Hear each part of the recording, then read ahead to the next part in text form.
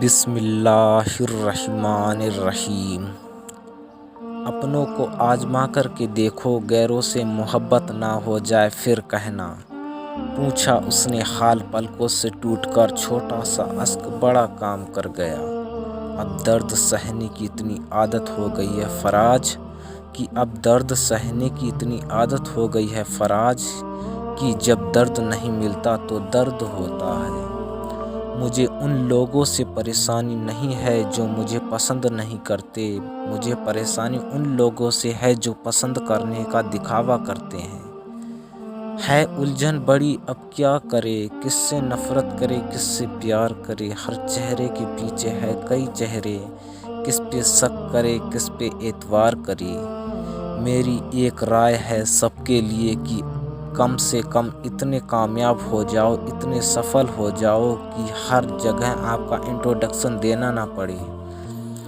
आजकल ये फैशन हो गया है कि माँ अपने बच्चों को बेबी सीटर या बच्चे पालने वाली संस्थाओं के पास छोड़ देती है, फिर बच्चों को वहीं संभालते हैं, वहीं खिलाते पिलाते हैं और माँ अपने जॉब पर चली जाती है क्योंकि माँ को अपना कैरियर बहुत प्यारा है। फिर वहीं बच्चे बड़े होकर वृद्धाश्रम में छोड़ देते हैं क्योंकि बच्चों को भी अपना कैरियर बहुत प्यारा है तो माँ के ही संस्कार ना।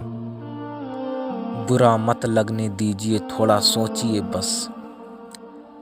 चुप जाए मेरे मशवरे तो नाराज ना होना ए दोस्त, मैं रास्तों का पत्थर हूँ, अपना फर्ज अदा कर रहा हूँ। अपनी अंधेरी कब्र को खुद रोशन कर ए इंसान, आज जिंदों से कोई वफा नहीं करता, कल मुर्दों के लिए कौन दुआ करेगा। पुल और दीवार एक ही तरह के रॉ मटेरियल से तैयार होते हैं, लेकिन पुल लोगों को जोड़ने का काम करता है और दीवार अलग करने का काम करती है। इसी तरह खुदा ने भी इंसान को एक ही मटेरियल से बनाया है, लेकिन कौन कैसा है ये उसका व्यवहार तय करता है, ये उसके अखलाक तय करते हैं, ये उसके संसार और तरबियत पर निर्भर करता है। तुम्हारी बातों से पता लग रहा है किसी की बातों में आए हुए हो। किसी ने पूछा कि उम्र और ज़िंदगी में क्या फ़र्क होता है, तो उसे जवाब दिया गया, जो अपनों के बिना गुजरे उसे उम्र कहते हैं और जो अपनों के साथ गुजरे उसे ज़िंदगी कहते हैं। इसलिए जो अपने हैं उनकी कद्र कर लो, क्योंकि यही वो लोग हैं जो आपकी उम्र को ज़िंदगी बना देते हैं।